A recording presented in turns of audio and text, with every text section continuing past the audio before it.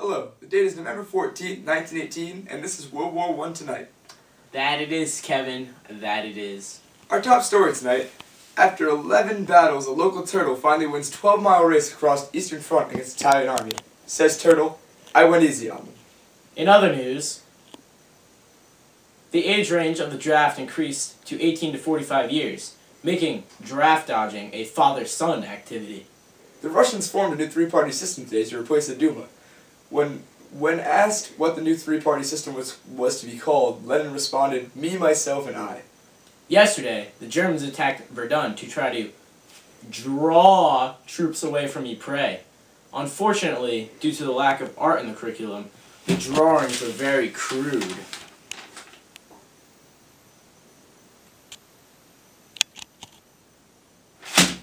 In holiday news, Germans claim to have no real hate for their enemy until after hearing their singing voices on Christmas Eve at Ypres 1914. And now, for our first guest of the evening, Mr. Dexter Kingsley, an infantryman from Somme. And we're back. Here comes the man now. Dexter Kingsley, everybody. Here he is. How's it going, blokes? Josh, Kevin? Pretty good. Yeah. How are you? I'm doing better. I understand your generation has been known as a generation without war. Did this affect your experience? The experience was bloody awful, Josh. Bloody awful. How so? Well, first off, I always thought of war as a rich kid's game. Like polo, but with more medals. A game I would never be asked to play. But this is not the case. It's not all tea and crumpets. Well, yeah, it's war. No, you don't understand. Us British, we haven't been to war since we beat you blokes in 1812. Well, I'm not exactly I was told you'd be a sore loser. Don't worry, you'll probably win a war sometime. But seriously, we didn't burn any White Houses in this war. We got shot at. They had guns. Isn't that how it usually goes in war? I don't know. How am I supposed to know? I thought I'd just be in a tank. Just sit in a tank, be a hero, the queen and all that. Alright, there. Something we can talk about. Tanks. Tell us about this new invention. Tanks. Tanks. Let me think for a little bit. Oh, yes. It's sort of like an oven. You know what that feels like, don't you? Of course you do. Anyway, it's kind of like an oven, and over every crack, it flips over. Every little one. Every crack. Break your mother's back. That sounds awful. And the worst part, I didn't even hate the enemy. I didn't ask to be there. I was drafted. Have you ever heard of such a thing? I must have felt worse than you felt after losing the Revolutionary War. Wait, what? No need to apologize for calling my great-great-uncle a lobster bag. We're over it. Well, now, anyway. Well, I've had quite enough of you, Dexter, so we'll be saying goodbye now. Alright, see ya, Yank. Learn to join a war. Good day. Bye, Dexter. Yeah.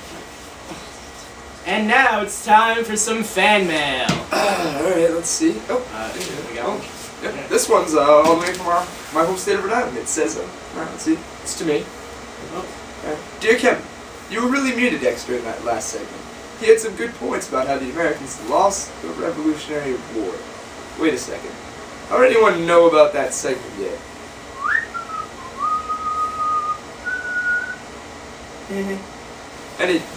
Anyway, our next piece of fan mail is a video, all the way from Serbia. Let's play that now.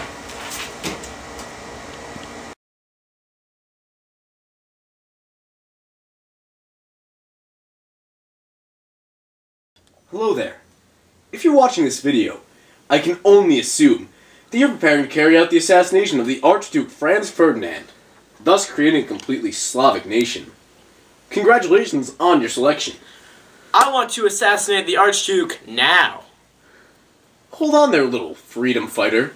You can't assassinate the Archduke Franz Ferdinand in those rags. Wow, you look great. Sweet threads. Now you're ready to go and assassinate the Archduke.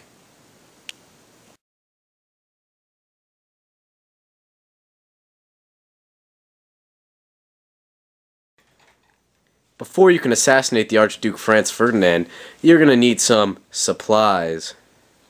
What on earth will I need? Well, you're going to need a few things, actually. You're going to need some cyanide.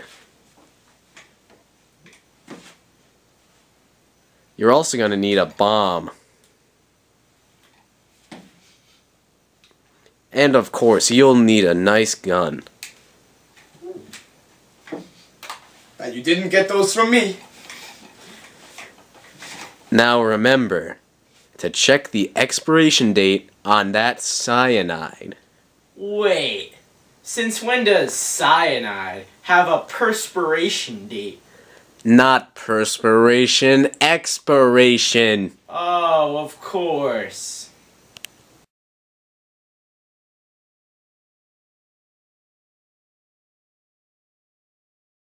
Now we're ready to plan our actual assassination of the Archduke Franz Ferdinand, which will create a completely Slavic nation.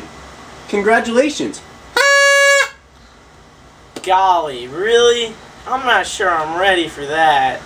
Calm down and think of your countrymen. You're about to do a very important act. Well, I guess I'll give it a shot. That's the rebel spirit. Now here is a bomb. You purchased it earlier. You're going to want to throw the bomb at the Archduke's car, thus assassinating him and creating a completely Slavic nation. Like this? No, no. All wrong.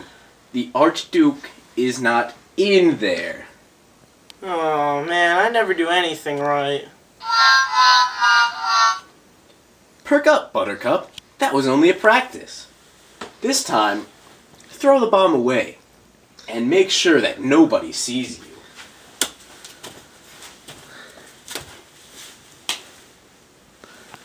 Wow, you're a natural.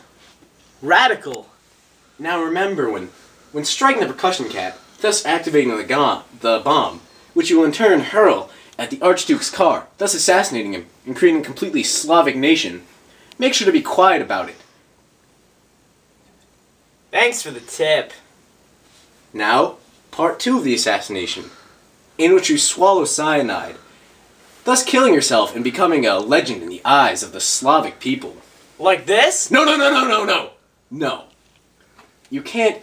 Calm down, you eager beaver. You can't eat cyanide as practice. Jeez, I'm such a klutz! That's alright. Once again, this is just a practice. Now, after you swallow the cyanide, you're going to want to take some extra precautions, just to be safe. You're going to want to find the nearest body of water, river, lake, stream, and jump into it, thus drowning yourself and dying, a legend, in the eyes of the Slavic people. Very importantly, make sure that the water is deep enough. You got it, Chief. Hey, what's the gun for? Oh, that's nothing. It's for emergencies. If you do everything correctly, you shouldn't even have to use it. Any parting tips? Well, don't be afraid to go out and get a bite to eat.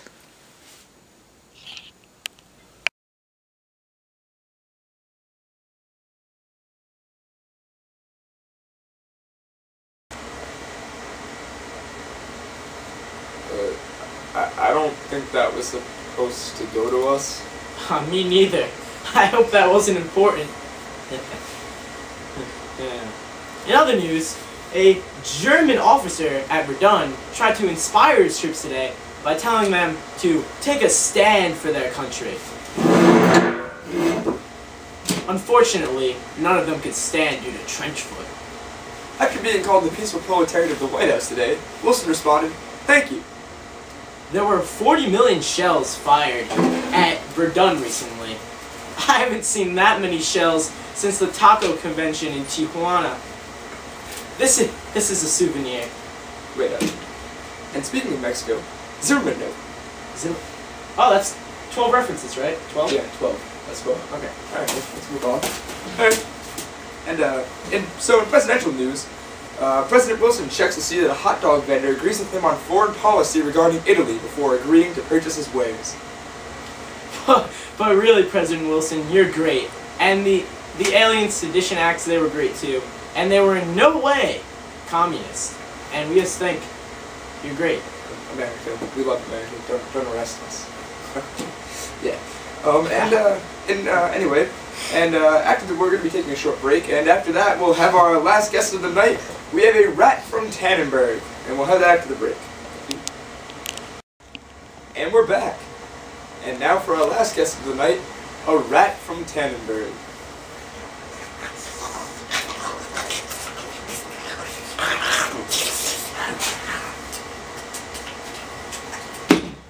I just flew in, and boy, my arm's tired.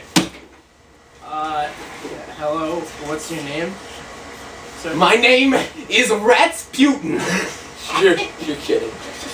I'm more serious than a German lieutenant. So I understand you're a giant rat. Yeah, they feed us well over there. So, how's the battle going? The battle. Let's just say that I've been eating a lot of Russian dishes. Like what? You know, the usual. Corporal! That's awful. Well, let's just say I had a little part in being served so much Russian. How so? Oh, well, the Germans had to get those plans somehow, did they not? Wait a minute. You're insisting that the Germans' reason for intercepting the Russians' plans about Tannenberg was because a giant rat wanted to eat some dead Russians. Mustard gas? I'll tell you about mustard gas. It's awful.